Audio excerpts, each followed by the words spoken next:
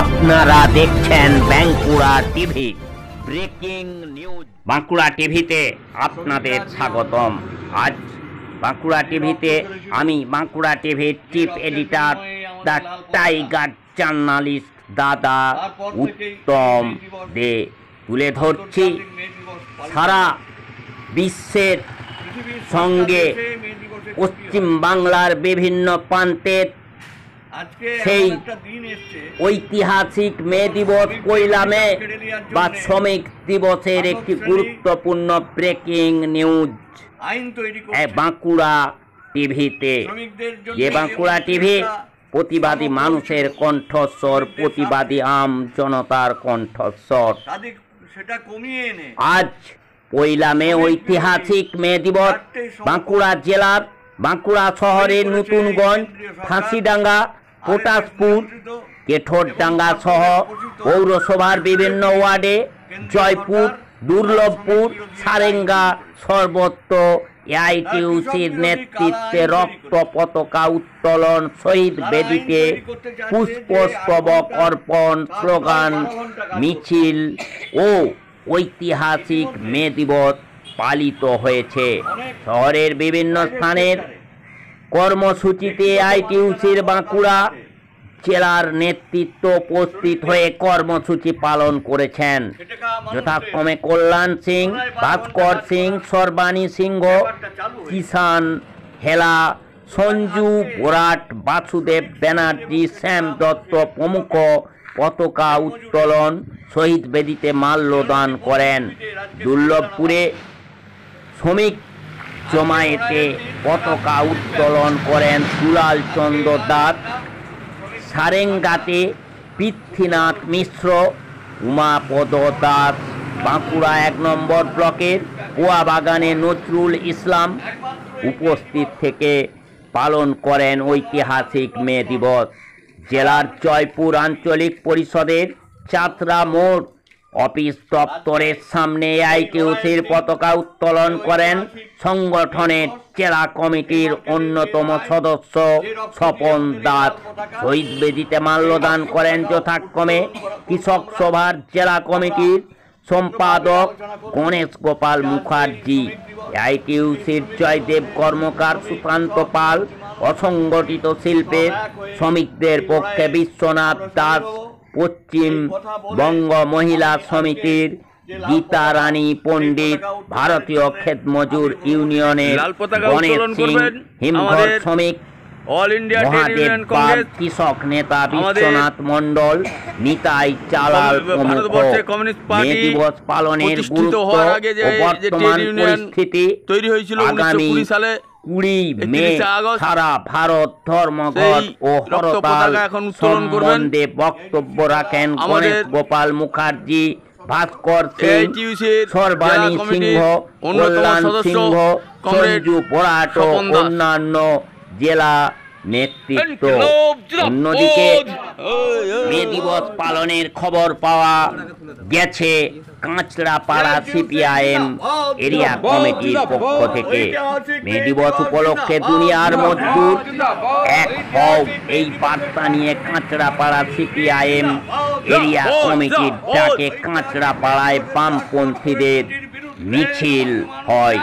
মে দিবস প্রসঙ্গে এবং এর পাশাপাশি দেশে সাম্প্রদায়িক বিভাজনের যে পরিবেশ সৃষ্টি হয়েছে সে বিষয়ে সিপিআইএম কাঁচড়াপাড়া এরিয়া কমিটির সম্পাদক দেবাশিস রক্ষিত তিনি সবিস্তারে ব্যাখ্যা করেন এবং এই ডাকাত যে তৃণমূল সরকার, এই ডাকাত মমতা ব্যানার্জির সরকার এবং এই পশ্চিম বাংলার এই মমতার পাঁচাটা পুলিশ এবং কেন্দ্রের জনবিরোধী যে বিজেপি সরকারের বিরুদ্ধে ক্ষোভ উগরে দেন।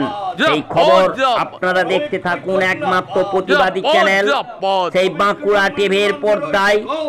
যে বাঁকুড়া টিভি চোখে চোখ রেখে কথা বলে, যে বাঁকুড়া টিভি কোনো চোখ রাঙানিকে ভয় পায় না, যে বাঁকুড়া টিভি মেরুদণ্ড সোজা রেখে ভারতের কমিউনিস্ট পার্টির জনগণের অসুবিধার কথা তুলে ধরে প্রশাসনের চোখে চোখ দিয়ে আঙ্গুল ঢুকিয়ে দিয়েছে সমস্যা সমাধানের চেষ্টা করে যে বাঁকুড়া টিভি টাকার বিনিময়ে মেরুদণ্ড বিক্রি করে না, যে বাঁকুড়া টিভি অন্যান্য মিনমিনে যে টিভি চ্যানেলগুলি রয়েছে এবং অন্যান্য মিনমিনে ইউটিউব চ্যানেলগুলির মতো খবরের ভয় দেখিয়ে টাকা রোজগার করে না, টাকা দালালি করে না, যে বাঁকুড়া টিভি বিভিন্ন যে সংবাদপত্রগুলি রয়েছে যেগুলি বাজারে চলছে তাদের সাংবাদিকদের মতো খবরের ভয় দেখিয়ে টাকা রোজগার করে না।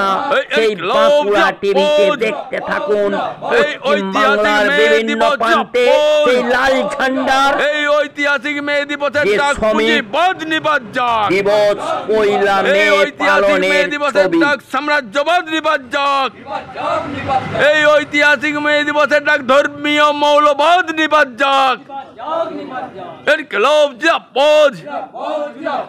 এরপরে শহীদ বেদিতে মাল্যদান করবেন পশ্চিমবঙ্গ মহিলা সমিতির অন্যতম নেত্রী কমরেড গীতা রানী পণ্ডিত।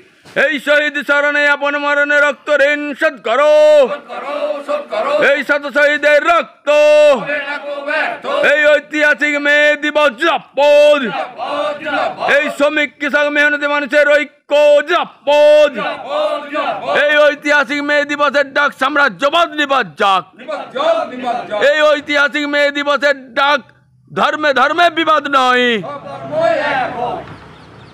এরপরে মাল্যদান করবেন এআইটিসির পক্ষে নির্মাণ শ্রমিক ইউনিয়নের পক্ষে কমরেড জয়দেব কর্মকার। শহীদ স্মরণে আপন মরণে রক্ত ঋণ শোধ করো, এই শত শহীদের রক্ত, ধর্মের নামে মানুষকে বিভাজিত করে হক রুজিকে কথা ভুলিয়ে দেওয়া যায়নি, যায় না, যাবে না।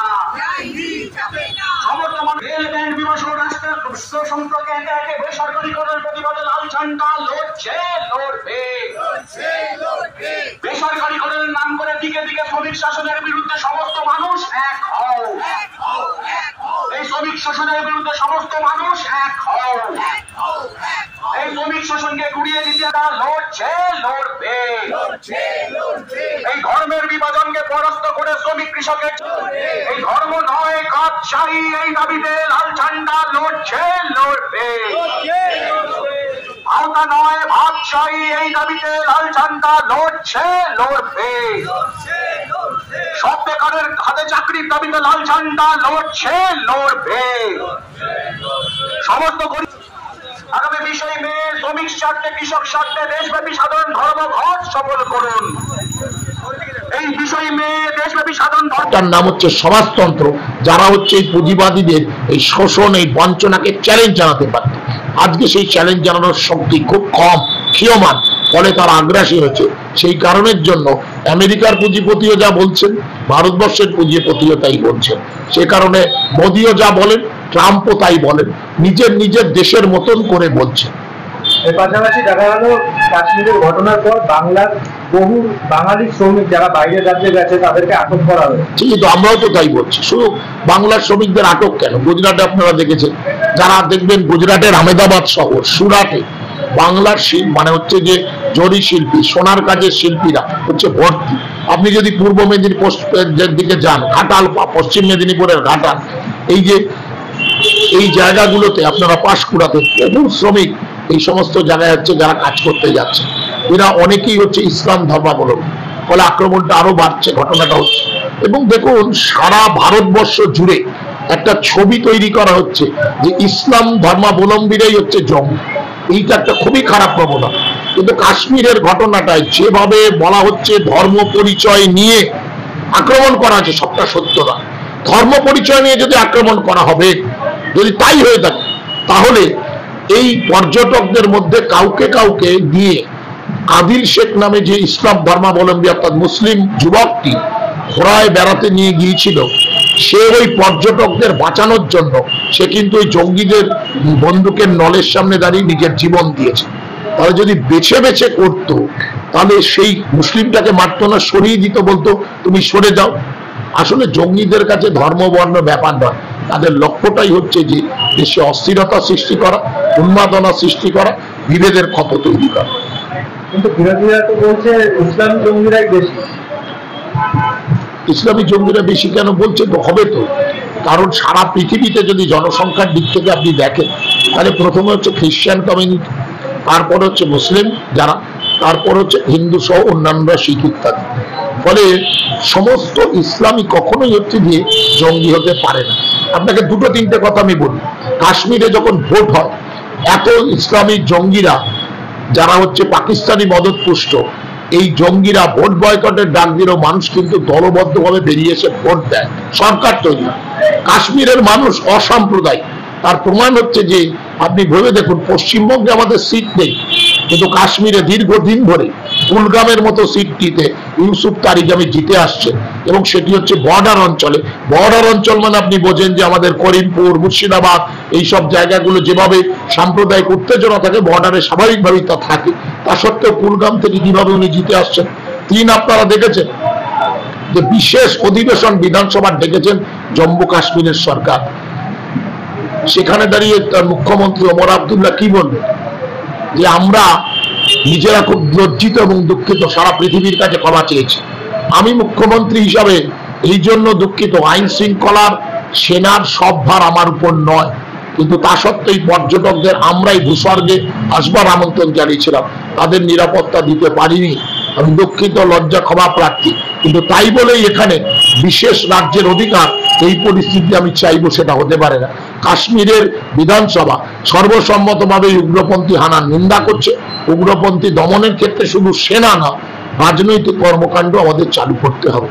কাশ্মীরের প্রতি এই ঘটনা ঘটবার পরে কাশ্মীরের মসজিদগুলো থেকে আজানের সময় এই বার্তা উচ্চারিত হয়েছিল, যে বার্তার মধ্য দিয়ে যে কাশ্মীর জঙ্গিদের নয়, এই জঙ্গি হানার বিরুদ্ধে আমরা নিন্দা করছি এবং তার বিরুদ্ধে আমরা প্রতিবাদ জানাচ্ছি। এই যখন রক্তস্নাত অধ্যায়, যখন বলা হচ্ছে ধর্মীয় পরিচয় থেকে খুন হয়েছে, তখন ভারত মাতা নিয়ে যারা চিৎকার করছেন, সেই ভারত মাতার সীমান্ত রক্ষা করতে গিয়ে বাংলারই রবীন্দ্র নজরুলের বাংলার একজন সেনা, ভারত সেনায় যিনি কাজে যুক্ত হয়েছিলেন, সেই ঝন্টু শেখ, তিনি হচ্ছে যে প্রাণ দিয়েছেন উগ্রপন্থীদের কাছে। তিনিও তো ইসলাম ধর্মাবলম্বী, তারও তো মৃতদেহ আগুনে পুড়িয়ে সৎকার হয়নি, তাকে গোরস্থানে যেতে বলা হয়েছিল। সুতরাং ভারতবর্ষের ইতিহাস এটা না। ভারতবর্ষের ইতিহাস অসাম্প্রদায়িক, ধর্ম, বর্ণ, জাতি, বর্ণ নির্বিশেষে বৈচিত্র্যের মধ্যে ঐক্যই ভারতবর্ষের সুমহান ঐতিহ্য। মোদী মমতারা এটা ভাঙতে চাইছে। RSS এর গবেষণাগার থেকে ডাইরেকশন দিয়ে আমরা আমাদের সত্যি স্বার্থ নিয়ে রুখে দাঁড়াচ্ছি। সেজন্যই আমাদের মিছিল, সেজন্যই আমাদের ভবিষ্যতের কার্যক্রম। অসাম্প্রদায়িক ভারত, ধর্মনিরপেক্ষ ভারত, যে ভারতের পবিত্র সংবিধান এই কথা বলে, তার রক্ষার জন্যই আমাদের সংগ্রাম।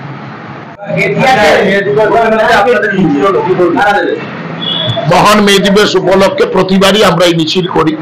এই বছর আমরা রেলওয়ে অধ্যুষিত অঞ্চল, কলোনি অঞ্চল 1, 2, 3 নম্বর ওয়ার্ডে আমরা হচ্ছে এবার মিছিল করেছি। মহান মে দিবস হচ্ছে আন্তর্জাতিক শ্রমিক সংহতি দিবস। এই দিন হচ্ছে আমরা যারা শ্রমজীবী জনতার রাজ কায়েম করতে চাই, যারা স্লোগান দিয়ে দুনিয়ার মজদুর এক হও, যারা চাই শ্রমজীবী জনতার নেতৃত্বে রাষ্ট্র ক্ষমতা দখল করে তারা শ্রমিক শ্রেণীর নেতৃত্বে পরিচালিত হোক রাষ্ট্র, আমরা তারা এই দিনটা আমাদের কাছে অত্যন্ত পবিত্র এবং পূর্ণ দিন। এই দিনটাই শিকাগো শহরের হে মার্কেটে, সেটা হচ্ছে শ্রমিকরা লড়াই করেছিল 8 ঘন্টার কাজ, 8 ঘন্টার বিনোদন এবং 8 ঘন্টার বিশ্রাম। এই দাবি, অর্জিত অধিকার রক্ষা তারা 4 বছর বাদে সারা পৃথিবী তাদের স্বীকৃতি দিয়েছিল। আজকের এই প্রেক্ষাপটে আমরা সেই বহমান ধারাকে বজায় রেখেই রক্ত পতাকা নিয়ে আজকে মিছিল করছি। এই মিছিল আমরা যখন করছি তখন সাম্প্রদায়িকতার বিশ্বাসকে আমাদের দেশ ক্ষতবিক্ষত। জঙ্গি হানায় 14 জন আমাদের প্রিয়জন প্রাণ হারিয়েছে। হোটেলের মধ্যে জীবন্ত পুড়ে কলকাতায় 14 জন মারা গেছে। একটা কঠিন অবস্থার মধ্যে আমরা আছি। শ্রমিকদের অধিকার কেড়ে নিচ্ছে শ্রমকোডের মাধ্যমে দিল্লির সরকার, রাজ্যের সরকার নীরব। এই তার বিরুদ্ধে দাঁড়িয়ে 20 মে যে ধর্মঘট ডাকা হয়েছে, তারও সমর্থনে এই মিছিলে আমরা আমাদের সোচ্চার করেছি কণ্ঠকে, গলাকে।